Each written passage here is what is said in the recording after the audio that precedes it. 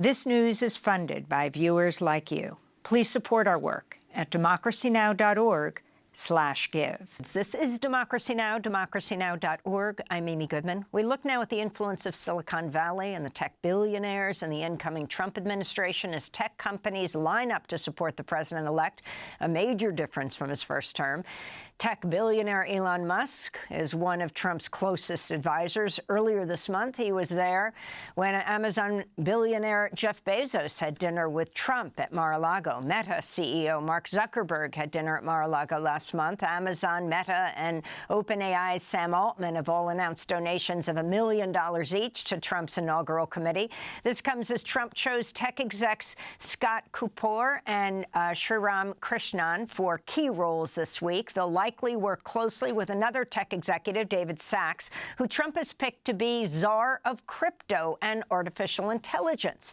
As we reported earlier, Trump on Sunday also tapped billionaire tech investor Ken Houry as U.S. ambassador to Denmark. Houry co-founded PayPal with Max Levchin, Luke Nosek, Peter Thiel, and Elon Musk. For more, we're joined by longtime Silicon Valley venture capitalist Roger McNamee, author of Zucked, Waking Up to the Facebook Catastrophe. He had a 34-year career in Silicon Valley, was an early investor in Facebook. Welcome back to Democracy Now!, Roger. Thanks so much for waking up for this program. If you can start off by talking about what you think it's most important for people to understand about what Elon Musk, what people are calling President Musk, being in charge just last week, leading off the crisis of whether the government would shut down, making billions since the election, as he poured millions or $250 million into Trump's victory. So, Amy, I think there are two things that stand at the top of the list of all Silicon Valley executives right now. The first thing is they all want tax cuts. These are billionaires. They don't want to pay taxes on their wealth. The second issue, though, relates to their products. Tech has undergone a massive transformation culturally. It used to be about empowerment. It used to be about productivity. But for the last 15 years, the industry has been increasingly adversarial with their customers as they have tried to deploy increasingly authoritarian technologies into the marketplace. And they have put David Sachs in charge of the two that are the leading edge right now, which is to say cryptocurrency and artificial intelligence.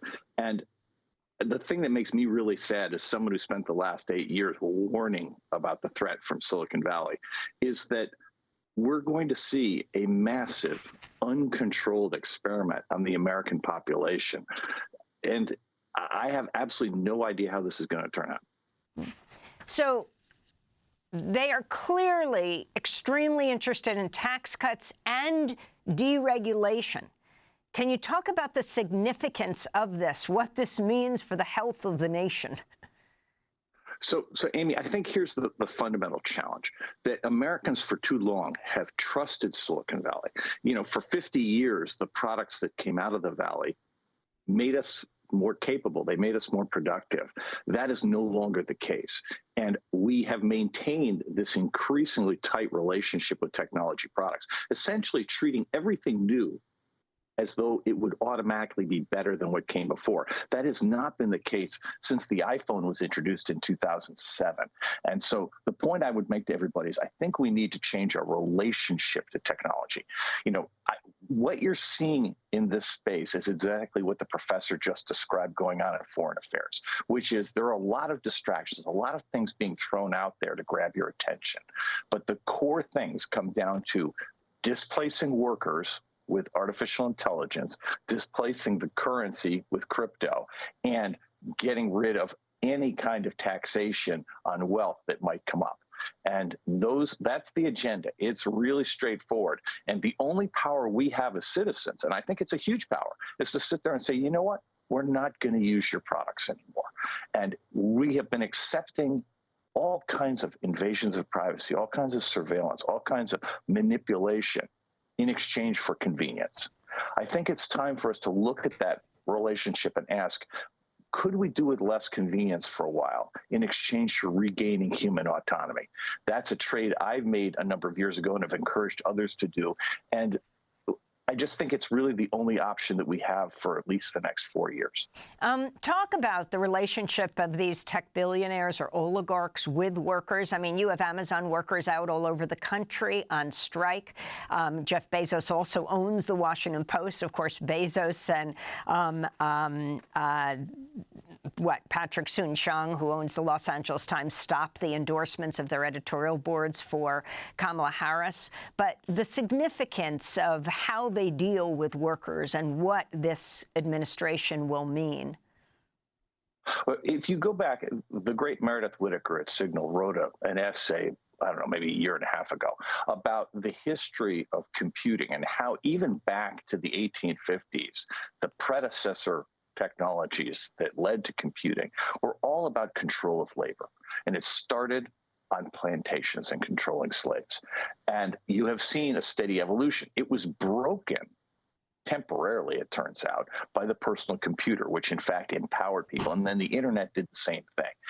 These guys have been attempting to revert to centralized control ever since. And so that their goal is really, really simple. If you watch artificial intelligence, for example, the mania for AI began, and I do not think this is a coincidence, when Silicon Valley workers resisted going back into the office after COVID. And the first market they tried to sell it to was Hollywood during the writer's strike and the Screen Actors Guild strike. And I think it's really simple. There are ads in San Francisco right now about how you should not employ any more humans. You know, you can employ AI instead of humans. And I sit there and ask a really basic question. Who does that serve? You know, our children are being lured into using ChatGPT for school. And in what way does that benefit them? It doesn't prepare them for a future in which they're empowered. It prepares them for a future in which they are disempowered. Roger McNamee, how is all this going to be powered? Microsoft wants a nuclear power plant like 3 Mile Island. Explain the role of nuclear power, AI, and cryptocurrency. Amy, this is such an important question. You know, even if you thought that artificial intelligence was useful, and to be clear, it is not at all obvious that the utility of it is anything like as valuable as the cost. But the starting assumptions are totally flawed. So the industry starts by stealing all copyrighted information, as well as all the personal information that all of us have in cloud services. So if you think about things you might have in Google Docs, or that you might have in an email server or in an app that does your productivity apps, all of those things are being absorbed. So that's a theft. But the second problem, the really huge one, is what it does to natural resources. If you look at Microsoft and Google in particular, both had made commitments to carbon neutrality by 2030.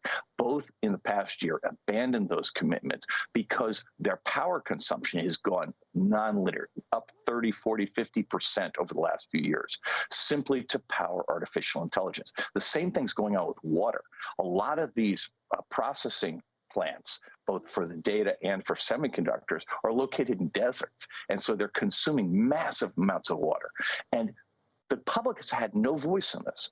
The companies have acted unilaterally, and they're at the point now where they're literally talking about restarting 3 Mile Island in Microsoft's case, or building floating nuclear plants in the Northwest in the case of Amazon.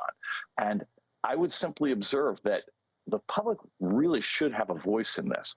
And what we decided in this last election is that we were going to forego that vote and let the industry have control of it. And I seriously have no idea how this is going to turn out. And I think the only power we have is to say no.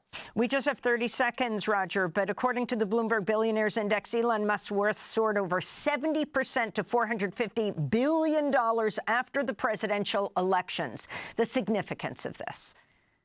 Well, everything about Trump appears to be pay to play, right? All of these executives are giving $1 million each. These are rounding error numbers. This is money they find between the cushions of the couch in their living room. But it's basically a protection payment. And in Musk's case, the investment he made in Trump, which was $250 million, or the investment he made in Twitter, which is like $44 billion, those have paid off obviously many, many times over. I believe that Trump and Musk will eventually part ways. I don't know Trump at all, but he doesn't seem like the kind of guy who would put up with someone who competes at the level that Musk competes at. But we'll have to see how that turns out. Well, we will have a further conversation with you on this. Roger McNamee, longtime Silicon Valley investor, author of Zucked, Waking Up to the Facebook Catastrophe. That does it for the show. I'm Amy Goodman. Thanks so much for joining us. Democracy Now! Is funded by viewers like you. Please give today at democracynow.org/give.